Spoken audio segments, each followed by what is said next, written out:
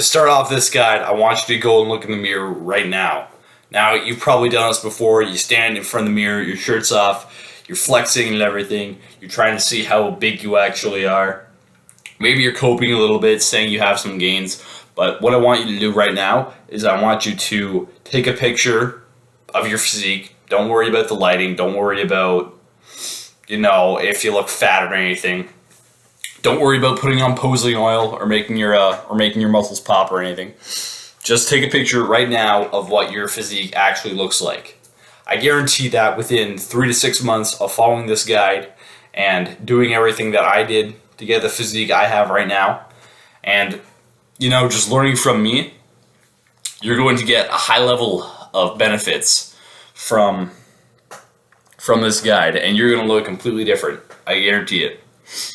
So today I'm going to show you as a beginner how to get into the gym, like for real this time, and kind of be competent while doing it and setting yourself up for years of fitness progress and enjoying the gym as much as I do, hopefully. And when you develop a good physique, you become more confident, and life seems to have this certain kind of edge to it where you feel like you have an advantage in pretty much every area, whether it's school, whether it's your job, whether it's a business that you're trying to build. You feel like you have a slight edge in certain things because you have such a good physique, because you're already so strong, because you've already overcome the challenge that is the gym. You're going to feel so much more confident about yourself, and that's one of the things I really like about fitness. So I hope that I can share that with you in this guide. I'm not that far on my fitness journey so far. I'd say I built 15, 20 pounds, probably like 10 to 15 pounds of muscle mass. So I hope to get you there too, and I hope that you'll follow along with me in this guide. So yeah, let's get to it. Now, step 1 is going to be done without you even leaving your seat, because we're going to find your technique from which you're going to start actually tackling fitness from. So this is where we're going to kind of cut through the bullshit and develop a vision for effort that we're going to put towards you trying to get a good body, because there is no sense in basically wasting a couple years in just doing the wrong techniques to get your ideal physique, right? Who wants to do that? So the first thing I want you to do, the first actionable step for this guide, is go into the description and click the link to the Google Doc below. It has some basic fitness questions on there. So we're going to cover those in a second. But for all of those questions, basically the younger you are, the better statistics and any level of fitness you're going to have, right? Because your body can recover faster. Your central nervous system needs less programming and exercise. You can make more gains faster, and you can basically train any part of your body. So go click that Google Doc, and I'll walk you through the questions. You can probably train everything right now, right? If you're a young guy like me, you're 13, 14, 15, or if you're a bit older, maybe you're 18, 19, 20. If you are a guy who would be considered young, you have a considerable advantage over a guy who would be starting this at maybe his mid to late 20s or even his 30s. So you can train for a lot of things. You can train your body to do a lot of things. You can train for agility, you can train for speed, you can train for strength, you can train for muscle mass, you can train your central nervous system. You can kind of program it to do certain movements, and yeah. So the first thing you have to be aware of is how fast you can recover from your workouts. For me, it takes about 48 hours because I'm a young guy. I don't really have any disabilities when it comes to muscular training. So yeah, 48 hours is a good margin. So right now you have to figure out what statistic of fitness basically you're going to train for, right? Agility, speed, strength, muscle mass, central nervous system programming. I recommend that you start off with strength, because strength is going to give you the most gains in every other area, and we'll talk about that later. But simply building your strength when you're young is going to give you a huge athletic advantage over everyone else, basically. And it's going to give you muscle mass and agility and all of that. So it's great.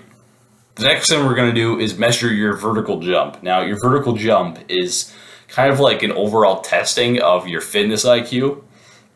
It'd be really cool if you could go and test it right now and then post it in the comments. But basically, vertical jump, you just start from a standing position, you jump up, obviously, and you see how high you get. You measure the distance of how far off you get off the ground.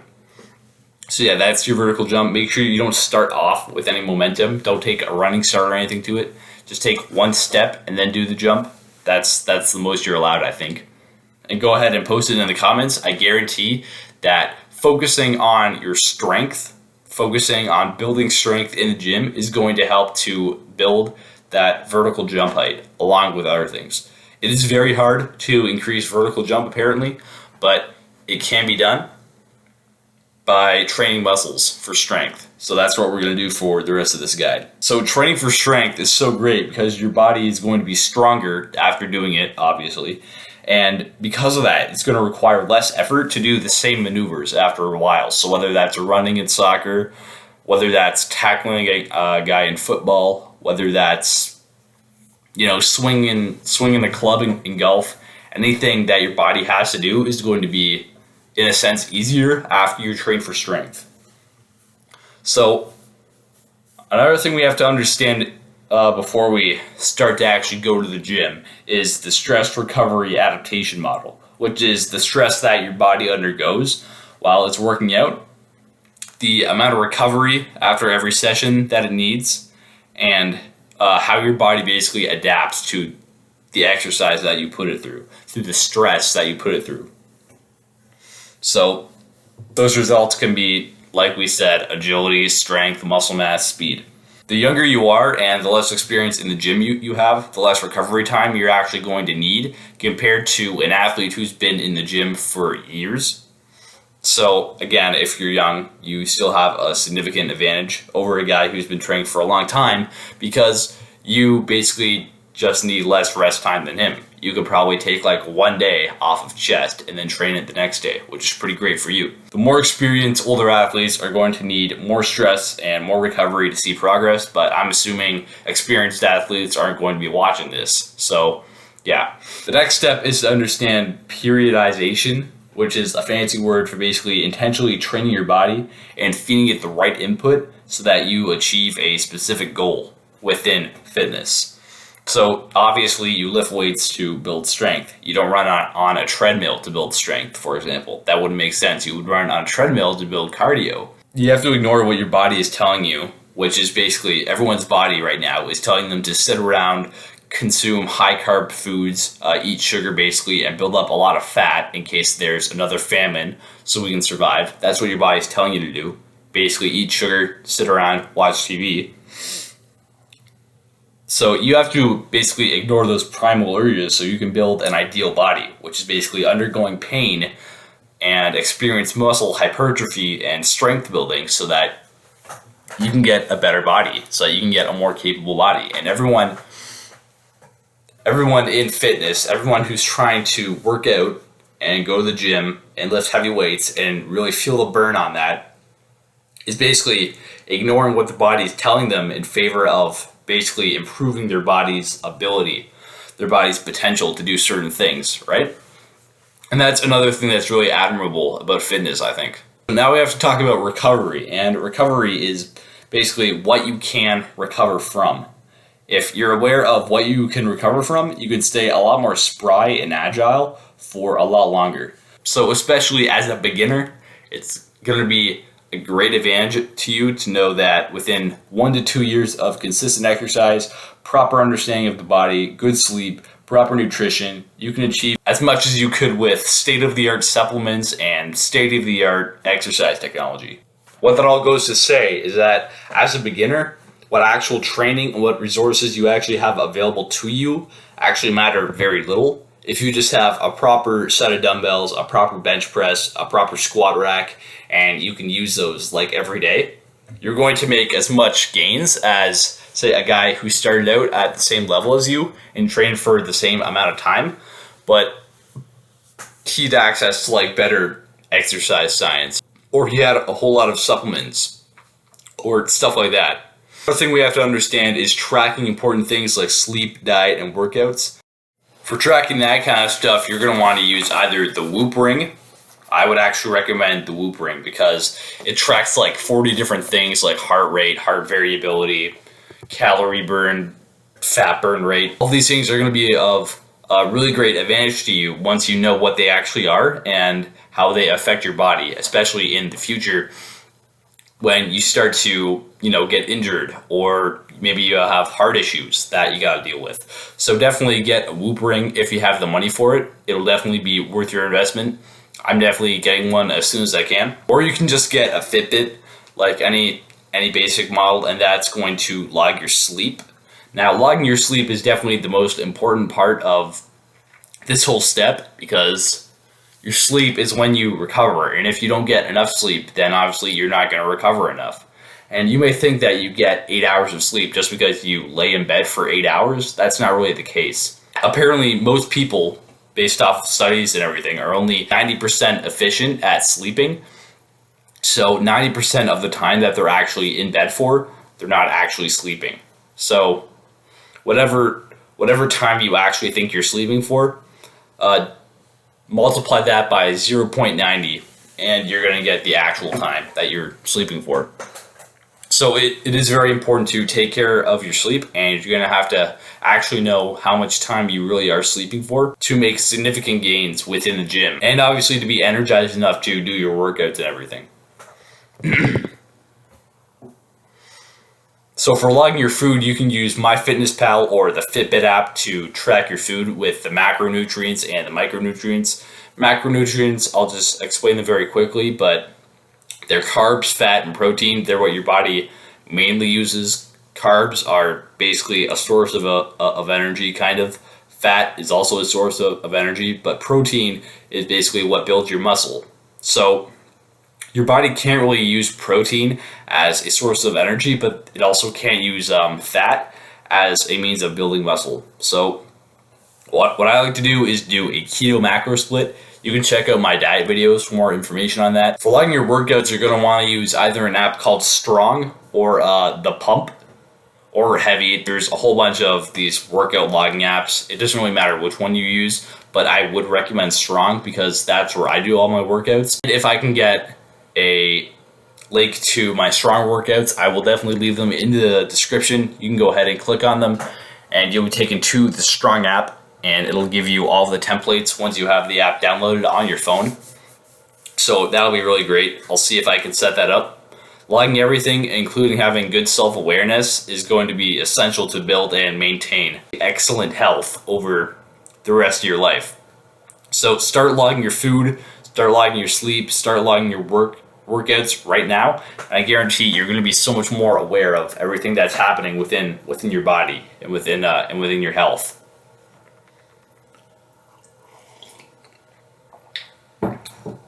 So the last thing we have to understand for the step, I know I'm just talking at you for a long time. You're just sitting there.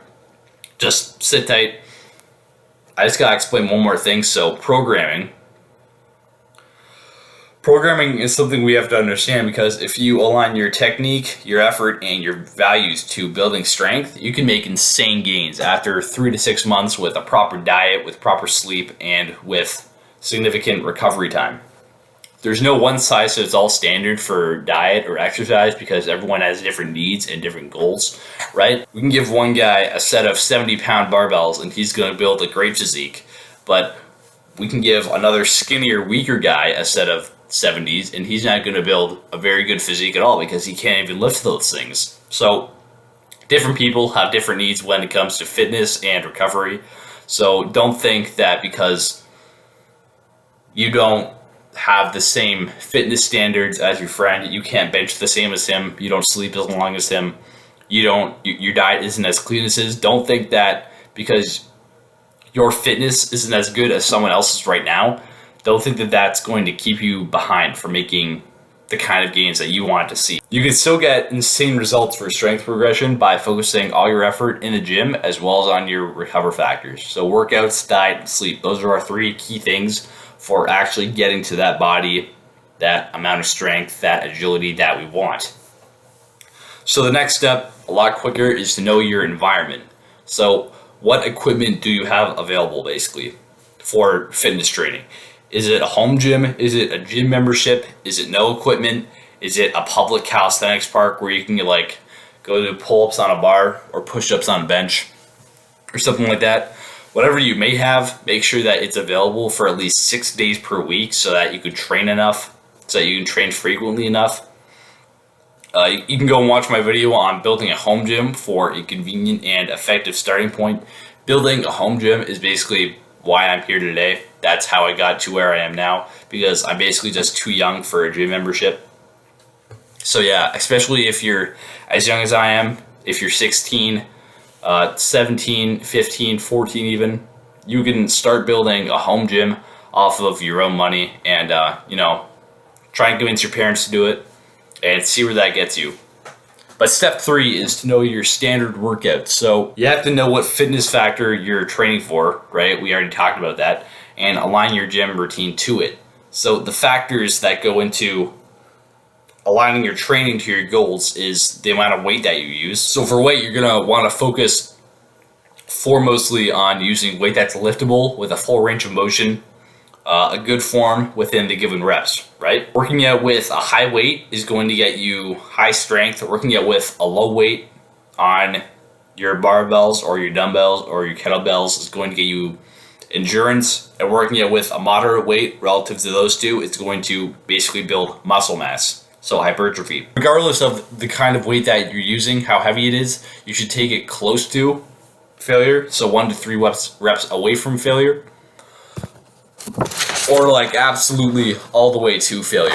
The next thing we got to cover is your rep ranges. So for hypertrophy, you can go anywhere within 5 to 35 reps to build muscle.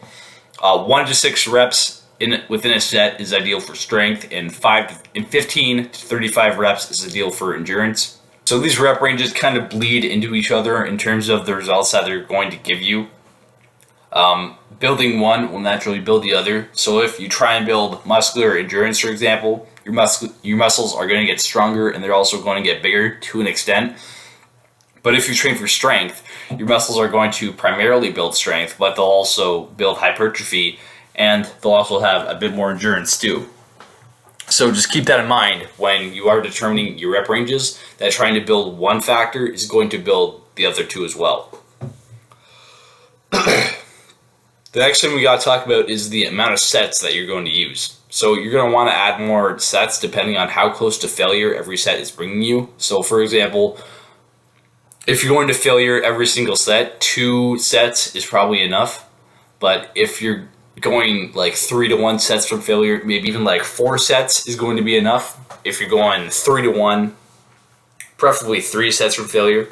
So how far you are from failure is going to be the determining factor for how many sets you choose. Total training time, the amount of years, the amount of months you've actually been in the gym for, is also going to be a determining factor when trying to figure out how many sets you need in your workout, because basically the longer you've been in the gym for, the more muscle stimulation your muscles are going to require.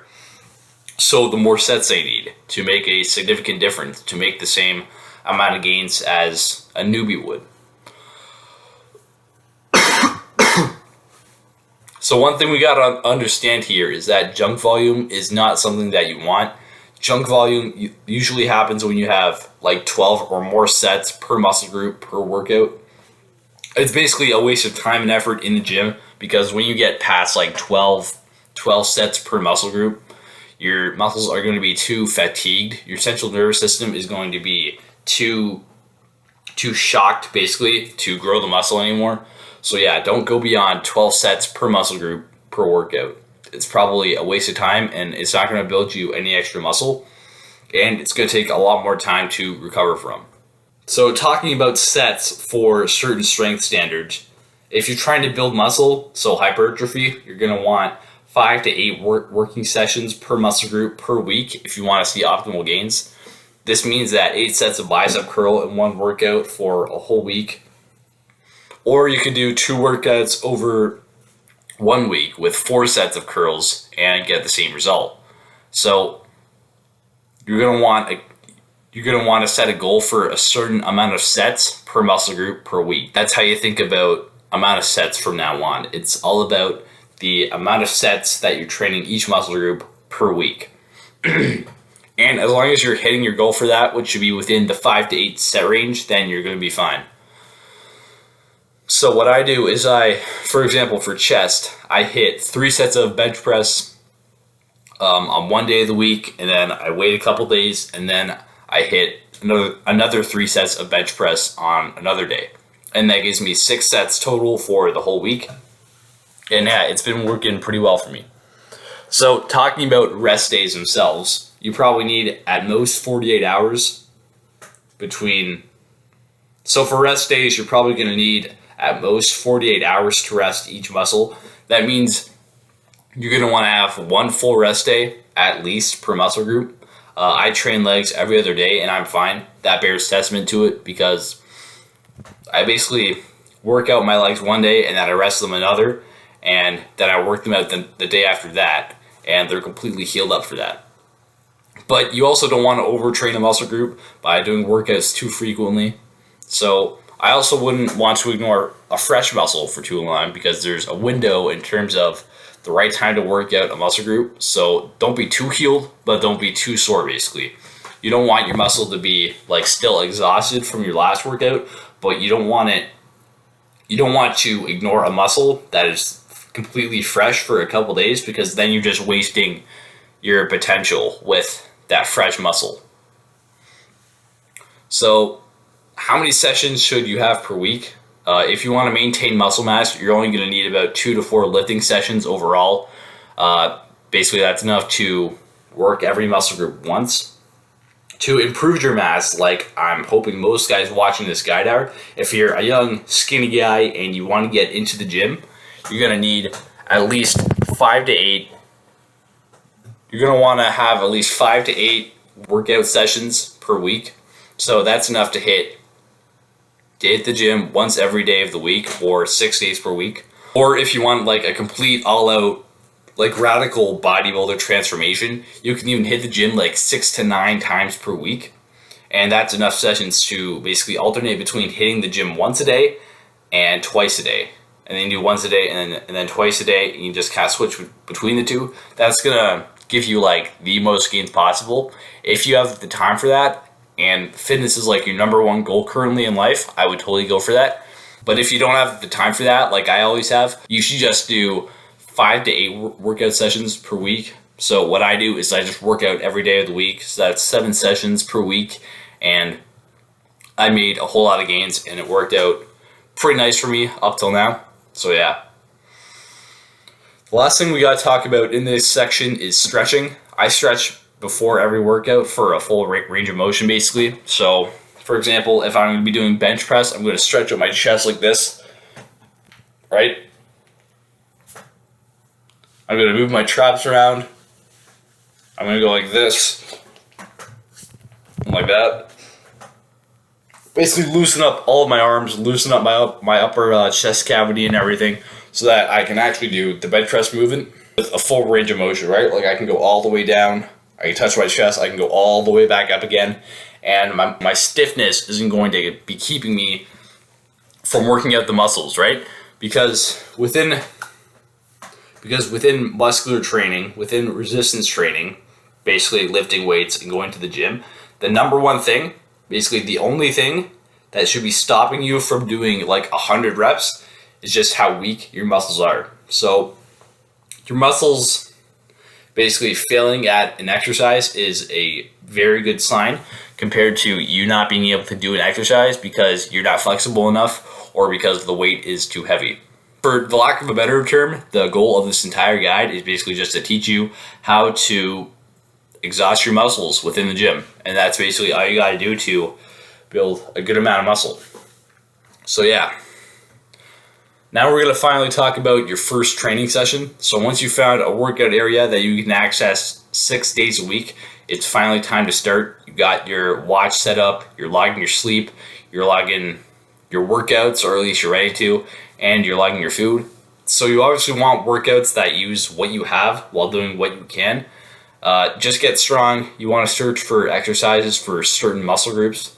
So for example, if I only have like a body weight gym that I can use, if I have like a calisthenics like park that I have near my house and I can go there 6 days a week, and I want to work out my triceps, then I'm going to go look up body weight tricep exercises. And then they're going to make me do diamond push-ups, bench dips, like wide dips, that sort of thing, to build my triceps just with my body weight. So whatever body part you want to build with any kind of equipment, you can probably build at least a little bit of muscle in there. Even if you're doing just legs with body weight, you can build a decent amount of muscle within your legs, but it's not going to be easy. Just saying. Because obviously working out, it hurts. Training your muscles to failure, it hurts. But yeah, it's all part of the process, and I love doing it. So it's a win-win. Like I was saying, on the Strong app, you can search for exercises by muscle group, basically. So I can look for arm exercises, and I can look for what kind of equipment they use. So I can look for arm exercises with body weight. So I would do that if I only have a calisthenics park that I could work out at. So I'm going to do arm exercises with body weight, and I'm going to do any and all exercises that I like that the app basically lists under those two categories. So once you know what exercises you can do, you should make 3 to 8 templates that basically make a split and give workouts which target each specific muscle group. So for example, you can do one template for leg day, so one template for working out your legs, another template for working out your chest, one for working out your back, another one for abs, arms, and shoulders, and all that. Basically, you want to make a template for each muscle group, and you can combine muscle groups together in the same template. It doesn't really matter. Just make sure that your workouts are long or short enough so that they work within your schedule. And once you have all those templates set up, you're going to alternate between every single day in a rolling fashion. So let's say what I do basically is I have a template for legs, I have one for chest and back, and I have one for arms and my shoulders. And I also do abs on a leg day. So I'm just going to do those 3. I do leg day, chest and back, arms and shoulders, and then after that I do leg day, chest and back, arms and shoulders. And I just go through the cycle again and again and again. And after a while, I might switch up my routine a bit. I might switch up the exercises that I do. I might switch up the rep ranges or the set ranges or the frequency and all that stuff in case I get bored of what I'm doing. Because obviously in fitness, you're going to start getting bored of the certain exercises that you're doing just again and again and again. And you got to drag yourself to the gym and do the exact same exercise to build your chest, for example. So maybe if you've been doing this for a couple of months, you can switch from bench press to doing push-ups, or from push-ups to doing incline bench, and all that stuff. You can switch from doing chest flies to doing chest dips, or maybe cable crosses, anything. A big part of going to the gym and just making a lot of gains over a long amount of time and staying consistent in the gym is being creative with your workouts so you don't get bored. That's a very valuable skill to have. What I like to do is called the Arnold split, but you can choose whatever split you can find online. So we're going to talk for a little bit right now about gym etiquette. Now, gym etiquette is basically just acting like a civilized person within a public gym. So if you're not going to a public gym for your workouts, you can basically skip this step. But yeah. So I don't work out in the public gym, so I'm not really an authority on this, but what I know from sharing the gym at my school, for example, and from seeing other people work out in public gyms online, and basically just knowing how people work, is that you don't really want to be a jerk who's going to kick everybody off the equipment the moment you walk in. You don't want to be like this, like really loud, like alpha male guy who's going to start like grunting and like yelling at people in the gym and like being really weird. But you also don't want to be like this like sniveling, cowardly beta male guy who's going to give up, you know, the easy curl bar when he's halfway through his bicep curl sets, for example. A good piece of advice here is to not let yourself be a doormat, but also to not be overly aggressive within the gym, because both of those extremes are going to basically affect your workouts and are going to keep you from making gains because you're too busy arguing with people, or you're too busy just like cowering in the corner afraid that someone's going to try and beat you up.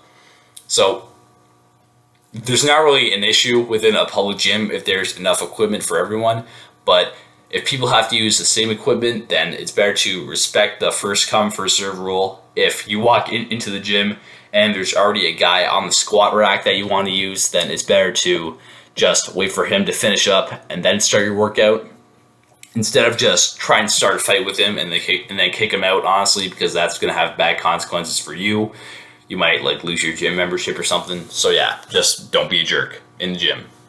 Pretty basic. As for other etiquette within the gym, it's probably fine if you scream with like the amount of effort you use while grinding out like the last reps of your squat, for example. But just respect the differing rules of gyms and the requests of other people. For example, if there's like gym rules on the wall and one of them is like no screaming or like no excessive noise, then it's probably, you probably don't want to like do anything beyond grunting when you're trying to do like really heavy deadlifts, even though it does kind of suck. But maybe you might want to find like some kind of towel, some kind of rag to put in your mouth while you're doing the deadlifts, that you scream into that and you bite down on it and you don't actually make any noise. That might be a good idea. So just be otherwise normal, obey the gym rules, be respectful of other people's privacy and of their workouts, and clean up the equipment of like the sweat that you might get on it. Obviously that's kind of gross. You don't want to leave that there for someone else. Don't waste your time or other people's, and you should basically be welcome anywhere if you follow all those basic, etiquette steps and you're just a polite person. So you should also know your total gym time. So how much time it takes you to leave your house, commute to the gym, get to the gym, change into your gym clothes, actually do the workout, do the stretches, do the cool down, do the warm up, do all of the lifting stuff. Then come back from the gym, take a shower, change out of your clothes, and basically do whatever comes next in your schedule. So that whole process could take up to like 3 hours for some people, just because they have to drive to the gym, they have to get dressed, they have to change out of their gym clothes once they're done. They have to wait for some people to finish up on the equipment that they want to use. They have to drive home too. Maybe there's traffic on the road. That all goes to say that going to the gym can actually be taking up a lot more time than you think.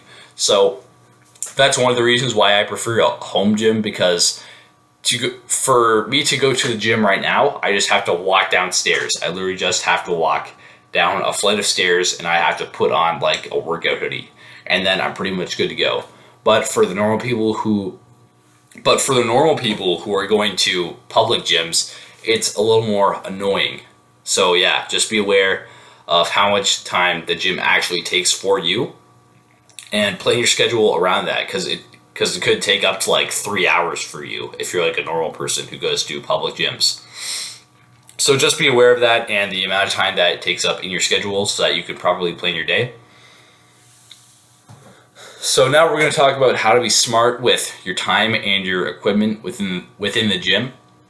So the gym takes up a long time if you're doing the traditional workout method of one set followed by resting, and then another set, and then a rest, and then you just keep doing that. But what I like to do to save time within the gym is either do something called myo reps or do a circuit-based workout plan. So the idea for myo reps, they're called myo reps. The idea for them is basically you hit one set of an exercise to failure. So for example, bicep curls, I hit one set of bicep curls to failure. I literally just can't go in anymore. I hit like 10 sets of 75 or something. I go to absolute muscular failure, 10 seconds, and then I hit the exact same exercise to failure again. I'm probably hitting less reps on that set. And then I repeat the waiting time, another 5 seconds, and then I go and hit the bicep curls again, and then rest again, and then I hit the set again. And then you want to do that for a certain amount of sets, and you're basically just banging all the sets off at once so that you save a whole lot of time in the gym and you don't have to waste any time doing any rest time. I did this for like a lot of months, and it worked pretty well for me. I saved like a whole lot of time in the gym. A lot of the guys would be like halfway through their workouts, and I'd already be leaving because I was working out at my school gym at the time. But yeah, that's the idea for myo reps, and you're obviously going to want to do 3 to 4 sets for hypertrophy. For circuit-based training, as soon as you get into the gym, what you're going to do is set up all the equipment necessary for one of your workouts. Then you're going to hit a set of the first exercise, and then you're going to hit a set of the second exercise immediately after that. And then right after that, you're going to start the third set. And then you're going to go through all of the first sets of all of the exercises that you're doing within your program. And then immediately after you're done, the first set of the last exercise within your program, you're going to go start the second set of the first exercise in your program. So basically, you're just banging off one set at a time, and you don't have to rest between any of the sets because your muscle is already basically, rested or healed again, or able to lift the next weight up when you're done the first round of sets. So that really does save time because you don't need to rest at all. So yeah, that's how circuit-based training basically works. You kind of go in a circuit between the different machines and the different exercises. So for example, I do this on arm day when I hit one set of overhead press, right? And then I go to the bicep curls. I hit one set of bicep curls. I go close to failure, but I don't go all the way to failure. Then I do skull crushers, then I do hammer curls, then I do wrist curls, then I do other stuff. You are technically going to be hogging the equipment within a public gym if you do this within a public gym, because obviously you're going through a circuit, so people can't use the equipment that you are currently using, even though you're not actually using it. You are basically reserving it for your next set. So that might be a little annoying to try it within a public gym. If you do try it within a public gym, go tell me how it works in the comments. We should also talk for a moment about how you can do another set of an exercise.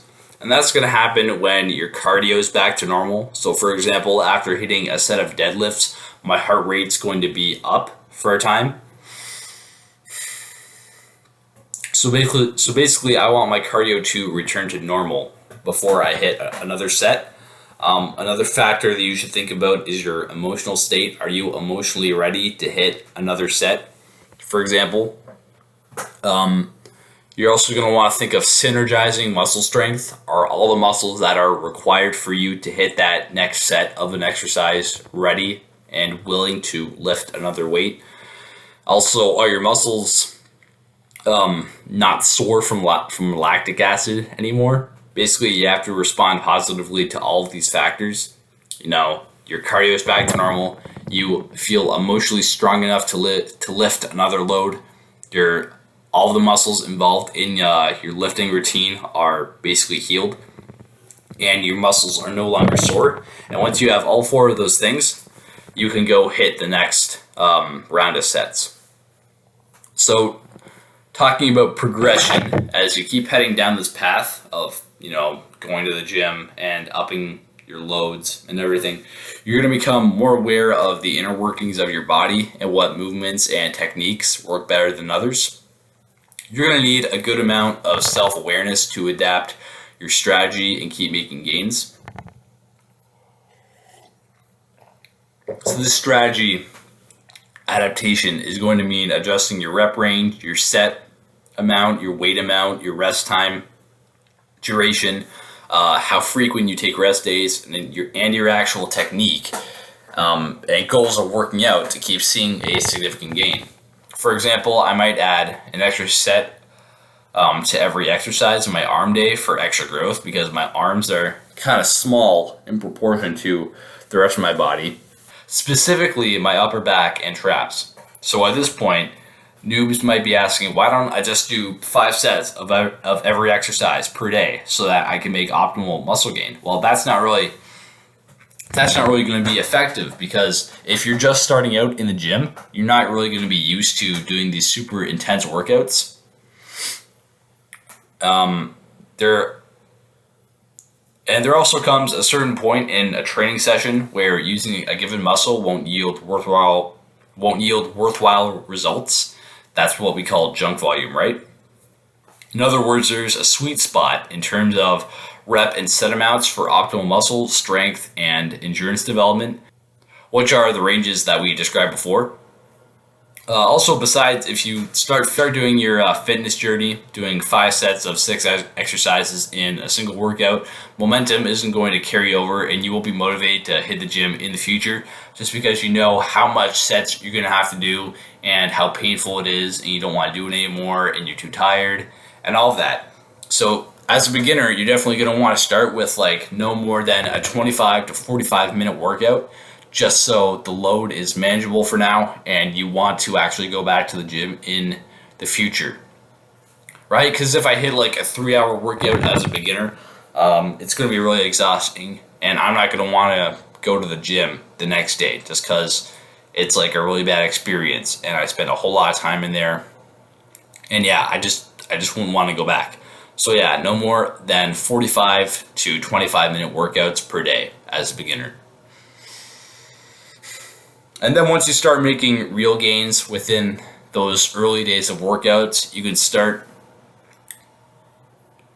upping your volume once you know how the basics work. So maybe I've done push-ups for like a couple weeks now. I've done like 25-minute workouts of like lunges and bodyweight squats and pull-ups and, calisthenics and stuff like that. And maybe I start seeing a little bit of muscle gain. I start seeing my rep ranges go up a bit, and then maybe I can start progressing to going to the gym and actually lifting free weights and trying to get comfortable with the bench press and the squat and the deadlift and all of these basic movements. That's really good progression right there. So now I'm going to cover a whole bunch of limiting beliefs or false beliefs that you might have about the gym. So the most common excuse not to start going to the gym is that there are no gyms around you. So if that is the case, if there are in fact no gyms around you, you're basically going to want to make one. Like, make one yourself. You can drive to one on your way to school or work. You can make use of one at your school or work if you're really lucky. Maybe your office has like a gym, for example, or your school has like an entire weight room. I was lucky, I have that.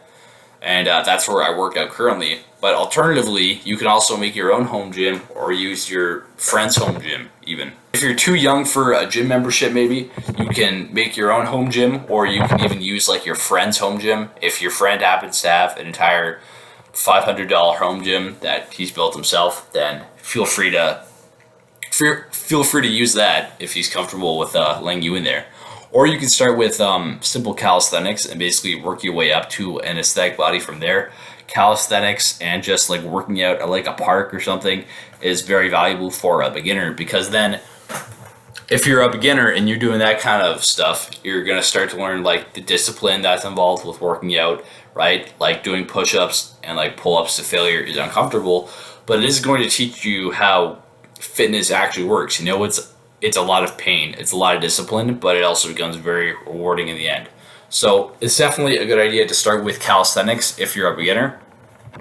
If your parents think lifting is dangerous, you should convince them that it isn't through basically just reasoning with them. You might want to promise that you're going to be careful in the gym, you're going to use proper form, you're going to show them studies of like these exercise scientists saying that exercise or lifting weights is actually really good for you. Anything that can convince your parents to let you start going to the gym and that you're going to be a better person if you do it. Those are all things that you're going to want to use. They may not want to admit that working out is dangerous for you, and they may not even allow you to lift. So even though your parents think that working out is dangerous, they're really not going to know if you just go to the park for like 25 minutes and do a bunch of push-ups and a bunch of pull-ups and a bunch of lunges or stuff like that. That's the beauty of exercise. You can pretty much do it anywhere. So maybe if you're going to a public gym and you're a younger guy, you're a skinnier guy, people might intimidate you because right now you're kind of small compared to them. But who really cares what they think about you, honestly? You gotta stop caring about how random strangers start looking at you in the gym. You gotta tell yourself every time when you go in there that you're equal with the biggest guys in there, right? They don't have any more value than you just because they're buff and they can bench like 300 pounds overhead or whatever. And basically you have to tell yourself that you will be so utterly consistent in the gym that you will be where they are in a couple years time. If you tell yourself that, and you tell yourself that you have the ability to become just as strong as those guys, you're gonna get there, my friend.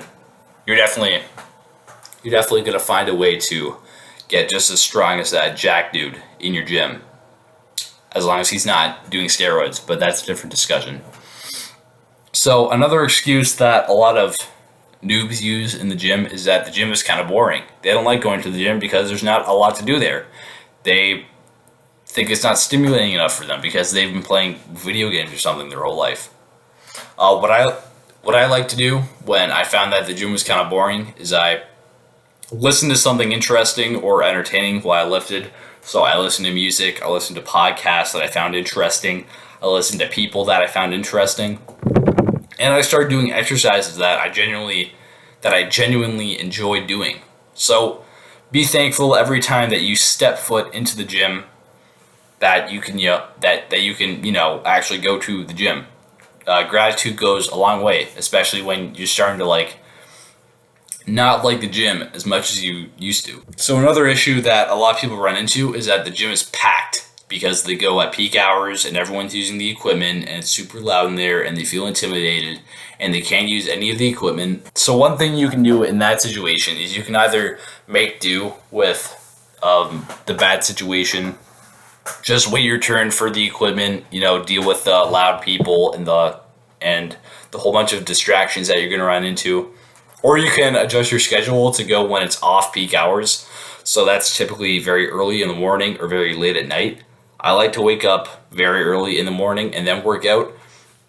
If you can drive to the gym, if it's like a 24-hour gym and you drive there at 6 a.m., there's not going to be a whole lot of people there. You're going to basically be able to do whatever you want with the equipment. And that'd be pretty sweet. So that's what I recommend if the gym is constantly packed when you try and go there. Now, a lot of people have the issue that they can't do certain exercises properly. If that's the case, maybe you don't know how to squat properly. You can look up on YouTube how to do squats properly and just watch the video right before attempting the exercise. So you watch the how to do a squat video on your phone. You set your phone down, you go to the squat rack, and you actually do the squat, right? And then you film yourself doing the squat so that you know what your form looks like. You know how you can improve because you watch the video of you doing the squat after and you kind of critique your form a bit. That's going to keep you from hurting yourself a lot, and you're going to have to start somewhere. So you might as well make it somewhere good, somewhere where you know how to actually do a squat instead of just doing squats incorrectly for years and then not making any gains and then hurting your lower back and then having to have surgery on it just because you never knew how to do bench or squat correctly. So yeah, that's definitely going to be worth your time to look up a tutorial and film yourself doing the exercise so you can critique yourself later. A lot of people who are starting out in the gym don't know what the machines in the gym are actually for. If that's the case, I recommend just not using the machines right now. Maybe you just might want to start by focusing on calisthenics for the specific muscle groups or lifting weights. Just getting comfortable with using a barbell or dumbbells for building your body instead of using these insane machines like the pec deck, for example. The thing where you go like that. Just do flies instead with the dumbbells or something. It's a bit easier. It's a little more basic. You don't have to use all of the equipment in the gym right from the day you start going to the gym. You might want to start by focusing on the specific muscle groups you want to work, then adapt that to whatever equipment is available. So this way you can get a complete workout every single day despite using a different gym or equipment. So for example, I could use a leg extension machine instead of a squat rack to work the quads. Even though I may want to use a squat rack to build the quads, a leg extension machine will work just as well. And if you know how to use both, you basically become a whole lot more capable as a gym goer. So some people are afraid to put in maximum effort at the gym because if they strain too much, they scream, and then they think people will get a bad experience and people will get annoyed with them and kick them out because they're screaming. But I always scream in the gym. I always like just yell if I'm doing an overhead press and it's getting like really heavy. I just gotta get it up one more time. Ah, you know. I just let them deal with it. If you know it's annoying, just gag yourself with like a towel and scream into that, like bite into it. Yeah, that's gonna help you deal with the strain of lifting while not annoying other people. If the gym's like gonna kick you out if you scream too much. Maybe the gym is closed when you want to go. If that's the case, you're gonna want to revise your schedule so that you go to the gym when it's open. This is easier to do than it sounds. Maybe you want to go after school instead of before and move your studying period to the morning. That works. Or you can go to the gym really early in the morning and then study at night. Stuff like that. Part of being fit and, being consistent in fitness is that you can adapt your schedule very, very quickly. If you're working out in a home gym, you may want to do that, but all the equipment is too expensive. If that's the case, I think equipment is very cheap on Facebook Marketplace and eBay, and Kijiji is what we use in Canada especially. These are basically online retail stores where you can basically go to other people's houses and buy the stuff that they're selling. So you can buy cheap weights, dumbbells, barbells, squat racks, kettlebells, and other accessories. Anything that you could ask for on like Amazon, any exercise equipment that you could buy on Amazon is a lot cheaper from these reseller sites. But be sure to confirm that everything that you're buying is of a certain good quality, right? Because nobody wants like a rusted bench press that you come home and like it falls apart when you try and use it. Not good.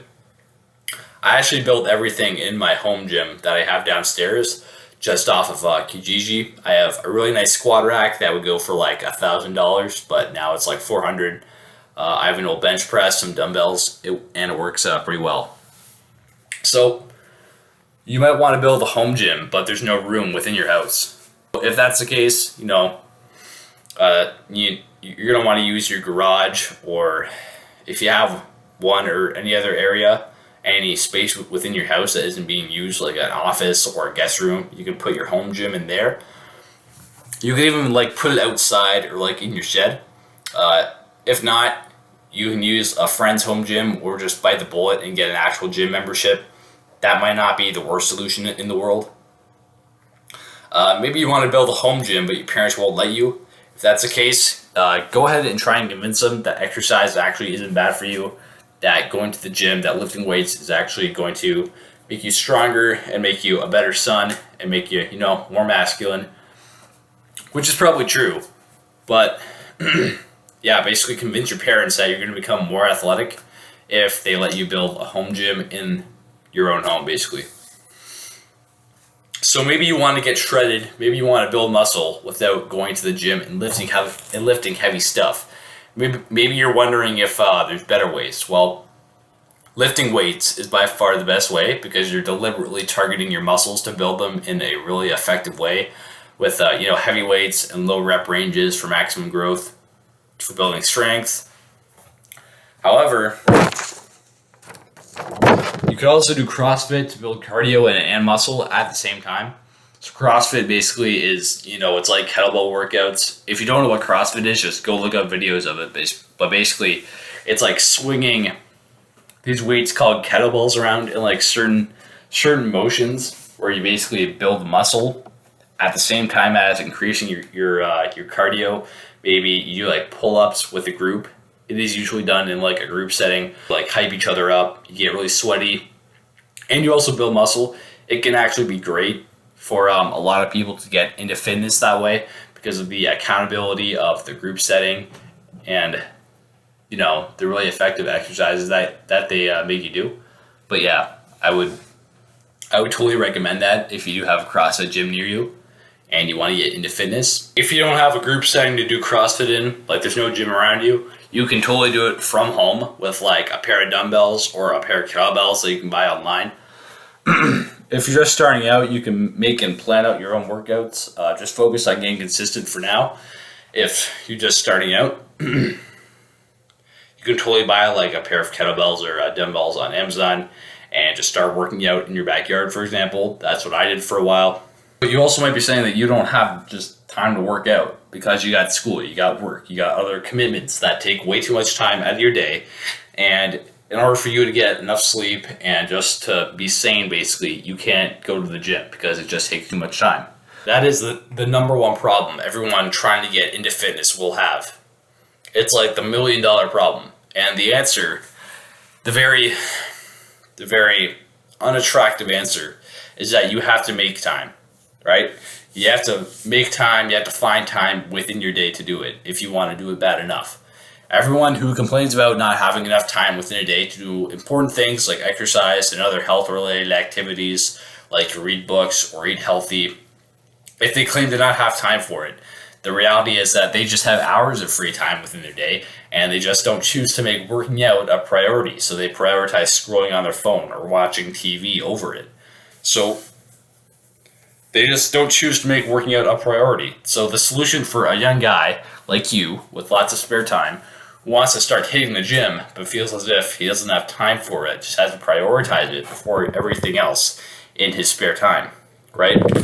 So before you watch Netflix, before you go scroll on your phone, before you even like eat dinner, you're gonna want to work out. That's gonna you want to make that your number one priority if you want to make any progress in the gym at all. What I like to do is wake up first thing in the morning and start hitting the gym. You might want to get home from school and hit the gym first thing after getting home from school. If you want the results bad enough, you're basically going to do the grunt work that comes with it. You're going to find a way. I guarantee that. Another common excuse is that working out is exhausting, but really that's just the point. You're gonna have to get used to it if you want to make any kind of gains. Lifting is all about pushing yourself past your limits for every workout that you hit. So of course it's gonna hurt if you're pushing yourself and you're actually trying to make gains. There can be no growth without exhausting yourself every time in the gym. There's going to be no improvement to your physique if you don't exhaust your muscles. So this is why training past failure is such a popular thing. And because it's such an amazing way to build your body, because you're constantly pushing it, you're constantly making it know for a fact that it's not good enough to lift the current weights that you're trying to lift. So your muscles have no choice but to grow. So what exercises should you do for CrossFit? Well, I recommend doing a circuit kind of workout where you mix cardio with resistance and weight training. I keep the individual exercises you do between 5 to 10 specific individual exercises, and the amount of time you go through the circuit between 2 and 5 minutes with little to no rest break between each. So maybe like 0 to 20 seconds between each circuit revolution. I might share a workout plate for my CrossFit workout that I like to do over Strong. It's called the Murph. It's like 100 pull-ups followed by 200 push-ups followed by 300 squats, and you do like a 2-mile run as well. It's pretty insane. But yeah, I'll put it in the description so you can try it out yourself. Another question people ask is whether they should do CrossFit, focus on cardio, or go to the gym. Well, obviously, if your goal is to build muscle, like this whole guide is about, you're going to want to go to the gym, like always.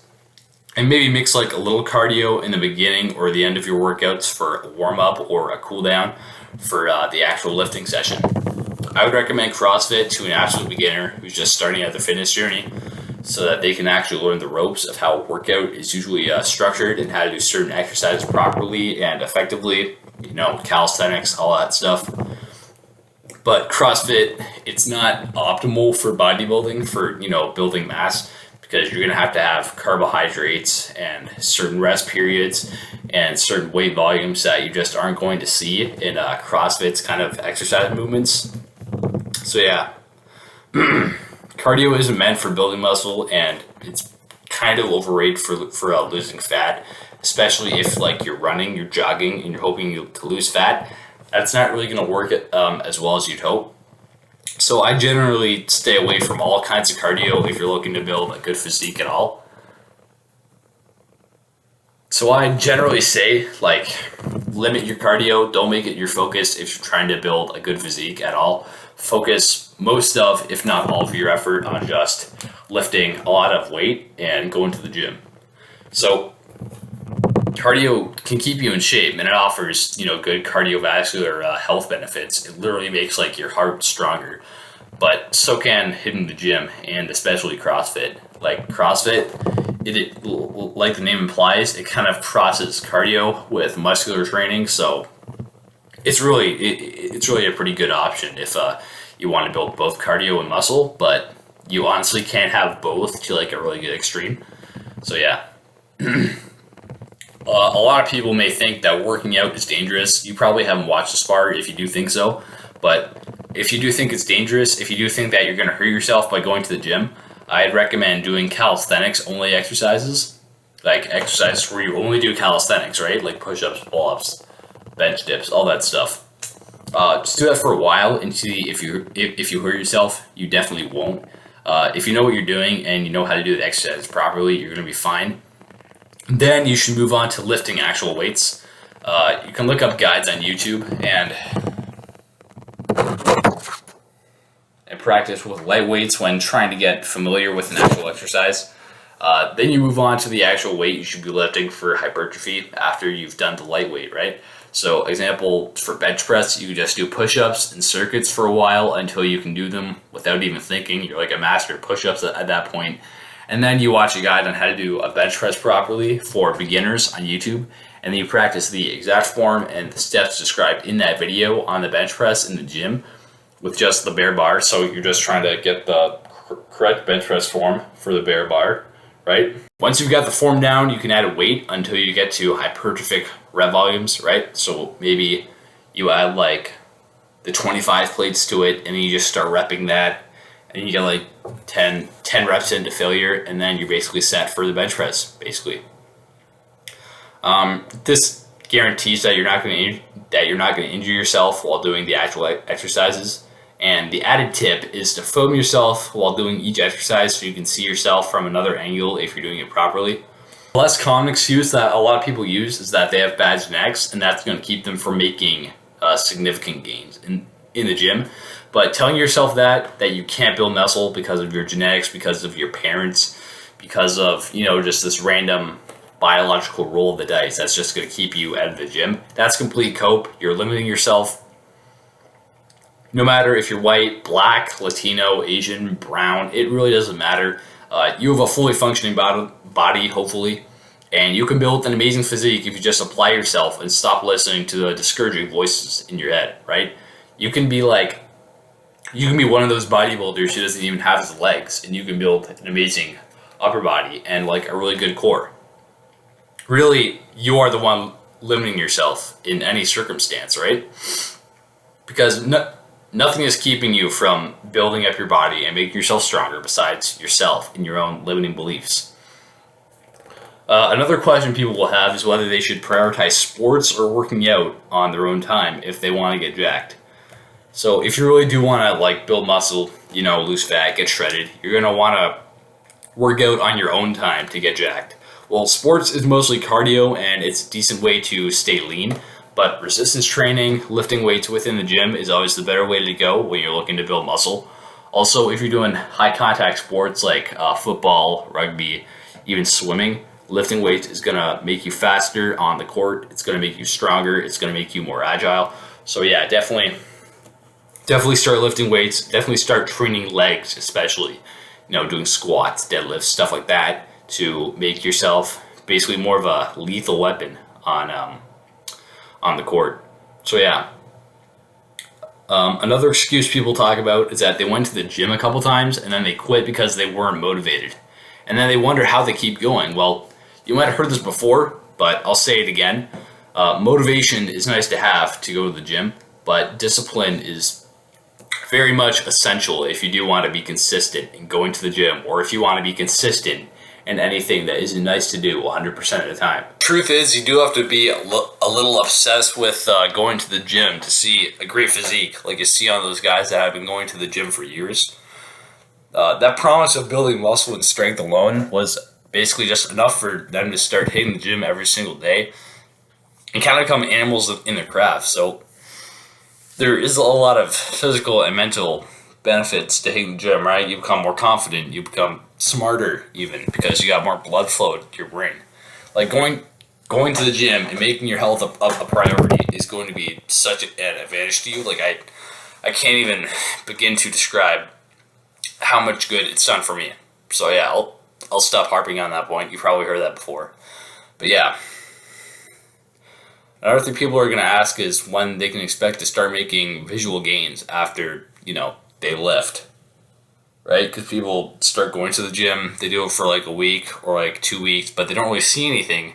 They don't really see their muscles getting any bigger, so they just quit. Well, the solution to that is that basically, it took me like about a month of consistent lifting, but for you, it could be like two weeks, or even like more than a month. It could even be like 2 months before you start to see like any more volume to your bicep when you look in the mirror. But for a rough estimate, I'd say about 2 weeks to a month and a half of consistent lifting is needed to see increased muscle volume or muscle tone. It's better that you focus on actually doing the exercises correctly and building a habit of working out in the early stages, like right now, rather than just constantly obsessing over seeing the slightest increase in muscle volume, because muscle volume in and of itself isn't going to get you anywhere in terms of fitness. What you really want is just a good foundation of good habits within the gym and good form, so you won't hurt yourself when you're older, and you're not going to put a lot of strain on your lower back. You basically have to get like 10 surgeries because you were doing your deadlifts wrong for decades. So yeah, just build that good foundation for now, and it'll pay off basically for the rest of your life. Believe me. So some people will talk about if it's okay to listen to music as you lift. Well, I'd say it's totally okay to listen to like music or podcasts as you work out, but you have to be careful of what you're listening to, and that doesn't have a negative impact on your mental well-being or your performance in the gym. So the truth is that your mind is easier to manipulate than you think, and how your mind is manipulated, what your mind is doing, really does affect what your body's doing, right? And what your body's doing in the gym is lifting weights. So unless your mind is actually focused on getting that 300 pounds bar off the ground and deadlifting it, and just putting in a huge amount of strain, unless your mind actually wants to do that, unless your mind is being conditioned to actually have the motivation to do something like that, you're not going to be putting in maximum effort in the gym, and you're going to have a lackluster workout, and you're just going to have a worse physique and a worse fitness life because your brain just wasn't motivated. So listening to angry people is going to subconsciously make you more of an angry person, while listening to wise people is going to make you wiser. Listening to rich people, it's going to make you richer. Same goes for music. The lyrics and the overall emotion that the songs you're listening to are composed in will influence your mood massively. So it'll probably that's probably going to influence your thinking more than you may have thought possible. You're basically more impressionable than you probably think. Everything depends on input, but that doesn't mean it's a bad idea to listen to angry stuff while you work out. I listen to angry stuff all the time just to get me pumped up, just to get me right to, just attack the weights, just to annihilate my muscle fibers so that I can grow my muscle more. So, I just listen to angry stuff to get myself hyped up, but I know for a fact that it makes me angry, and I'm prepared to take that risk in order to make some gains. So there's a bit of an exchange. Make sure that the negative emotion and the inner rage that this music gives you, make sure that stays inside of the gym. Otherwise, obviously, it's going to take a toll on your mental health and your social well-being. You're going to be like more aggressive towards people, and they're not going to like to be around you. So that's going to slow down your gains, and it's going to make you miserable if you just keep carrying that negative emotion outside the gym. If you don't deal with all of your demons by working out and just going to the gym every single day, right? That's what so many young guys do. They had miserable experiences when they were younger. They were abused by, maybe their parents or their friends or by other people, and they have just so much grudges against life and against society, and they really just let off all that steam within the gym, and they build like these amazing physiques, and they get more confident, and they get like more compassionate once they've exercised, which is just so bizarre, but it is what happens, and then they become better people as a result, and that's really encouraging. So yeah, go ahead and listen to podcasts or like other bands you like to listen to while working out. I could even start a podcast maybe. I'm not bad at talking, but I don't know. If you'd like to listen to me while you were in the gym, I don't know, let me know in the comments. But yeah, another thing a lot of people are afraid of when starting to go to the gym is if people make fun of them for going to the gym. Especially if they're like a skinny guy, they're not really respected at school. They're afraid if like the jocks at their school start making fun of him because he's actually going to the gym and he's actually taking his life seriously. But who really cares if people make fun of you for going to the gym? Their opinion automatically doesn't matter if they think that you're stupid for going to the gym. They're dumb, okay? The only people who are going to make fun of you for going to the gym are those who are less successful than you. Guaranteed, a skinny fat guy who doesn't care about his diet or his personal well-being is going to shame you for making exercise a priority. Same with the fat guy. Same with like the skinny nerd in your class. They're all insecure about their body, so they're obviously going to make fun of you for trying to improve yourself, right? It's the crabs in a bucket analogy where they're just pulling each other down when one person starts to make more progress than the other. They're all really selfish and immature in that way. So yeah, screw them. Who cares? Another thing people ask is if they're ever actually going to build muscle because they've been lifting for so long and they're not seeing any gains, and it's really frustrating. But if you are working out and doing resistance training consistently, just hitting the gym 4 to 7 times per week, lifting heavy weights, going to failure or close to failure every single time, you are guaranteed to build muscle. Like there's no way around it. You might build muscle slower or faster than the other guy, but you are going to build muscle. You just got to be patient. You just got to really focus on being consistent. And basically that's what bodybuilding is all about. It's patience with a whole lot of effort. That's how you build muscle. That's how you get more money. That's how you do anything in life. Patience and effort. So on the opposite end, people are wondering if they're ever going to lose fat. They're trying everything and it's not working. They're running like 5 miles every day. They're going on the Stairmaster, the elliptical machine, everything, and they're trying to lose fat. But what they don't understand is that people can lose fat in different ways. You either go on an extremely limiting diet, like a crash diet where you just eat like 300 calories per day. You go on a long fasting period to force yourself to lose fat, right? Because if your body doesn't have any caloric input, you're just going to lose fat, right? That's not necessarily true, but it is on the right track. That may have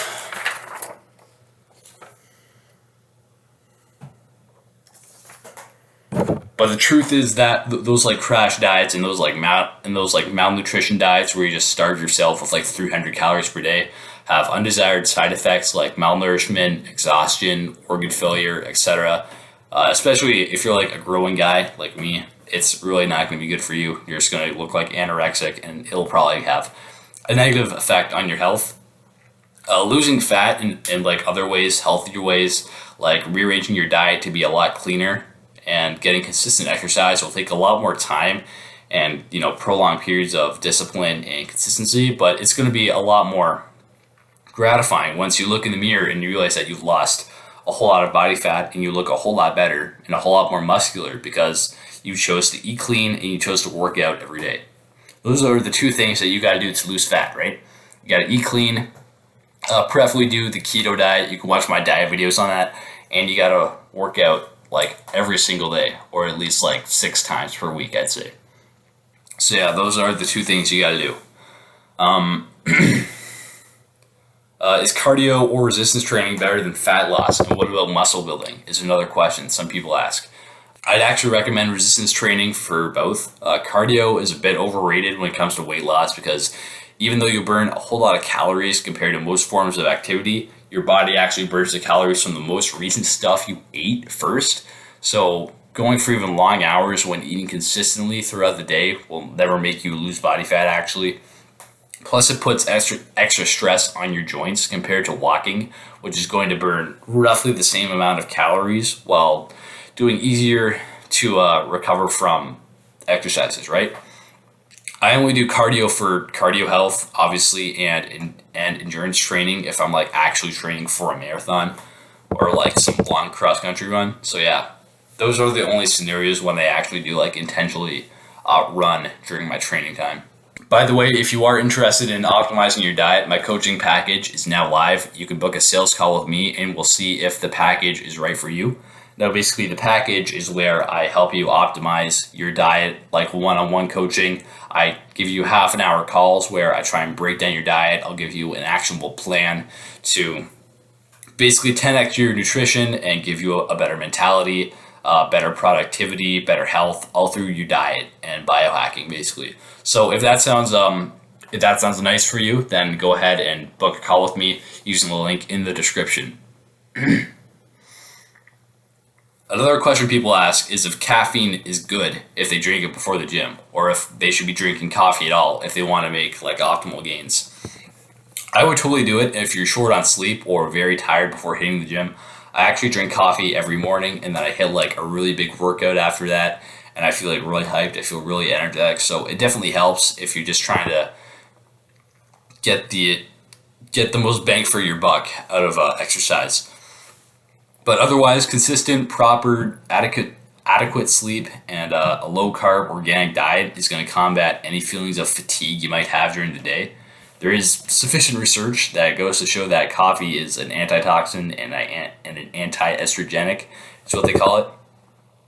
Otherwise, a shot, like 2 ounces of lemon or lime juice in the morning, can also have the same effect as coffee, but you won't have to up your dosage of the lime juice as time goes on because lemon juice isn't as addictive as coffee and it doesn't kind of steal energy from your later self, right? Because like I have coffee every morning and I feel exhausted around like noon because that's just kind of how coffee works within your system, whereas lime juice is just a little bit of organic sugar and that's just going to keep you going for the rest of the day.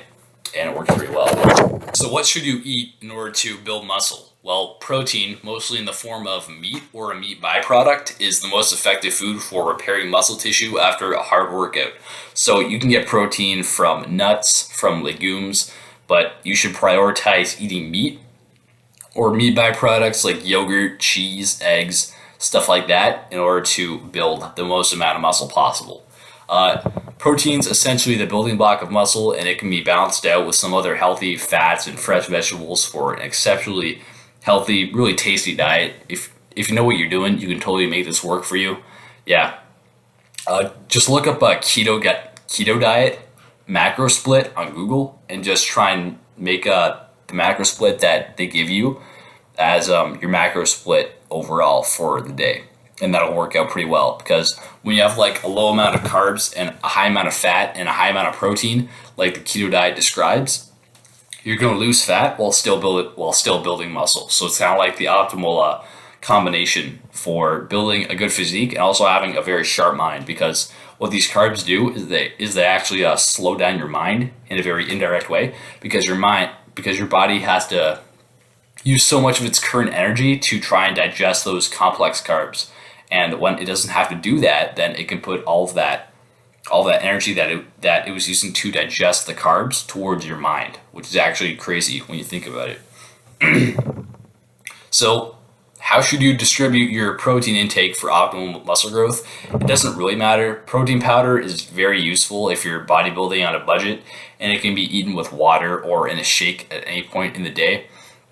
I prefer to eat it after I worked out while fasted because working out while fasted just gives me more of an intense and gratifying workout, gives me a boost to my fitness. But having a meal before lifting, like a pre-workout meal, is also pretty common and it's preferred by some people. So I think when you eat, And how you eat protein mostly comes down to personal preference, besides the fact that it helps to only eat organic foods. So don't really bother. Don't really bother yourself about optimizing like the time when you eat protein. Just try and get it in at some point in the day, as well as just obviously work out on the same day as well. And yeah, just do that and you can expect to build as much muscle as you want. So people ask a lot about creatine or any pre-workout to make more gains. Well, creatine or any fancy health science concoction alone is not going to get you your ideal physique. So many natural guys that you see online on Instagram, like these natural models, have built an amazing body without eating any of that bullcrap, just through eating clean, getting their protein, consistent sleep, all the stuff that I talk about is what is going to get you that ideal physique.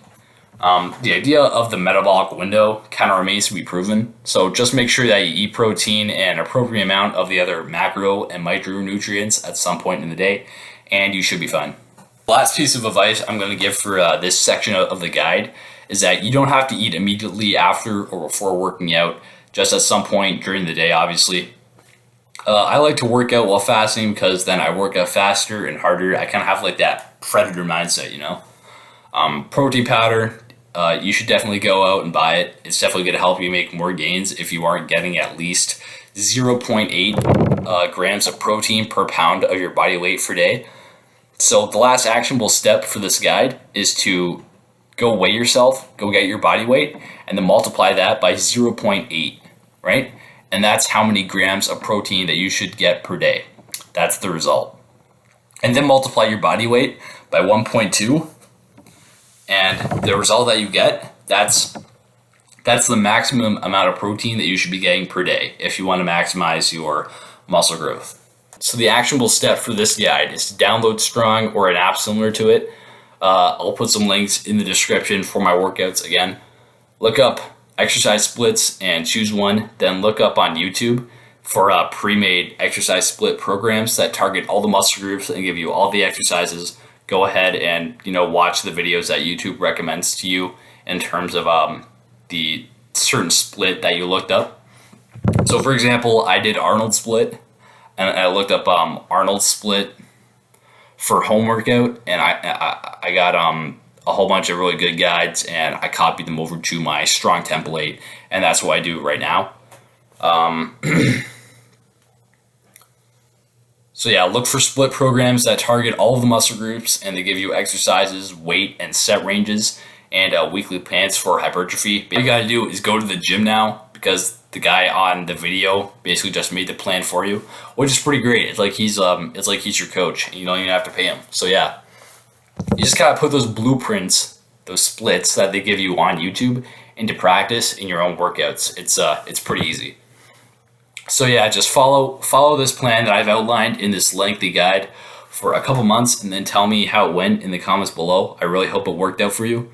I'm really excited to hear how it went for you guys, because I used to do this myself, and I want to see how it holds up with others. I'm actually still doing it, so it's working pretty well for me. So I want to see how it's going for you. So yeah, I would really appreciate if you put something in the comments. And I'm not just saying that, honestly. I'm honestly pretty concerned about, guys these days fulfilling their goals of building muscle and, getting more confident, becoming more successful. Yeah, it's a big issue, and I love to be a part of the solution. So go ahead, like and subscribe. Watch my other videos on lifestyle optimization if you want. Yeah, I already mentioned the sales call. So yeah, have a good one.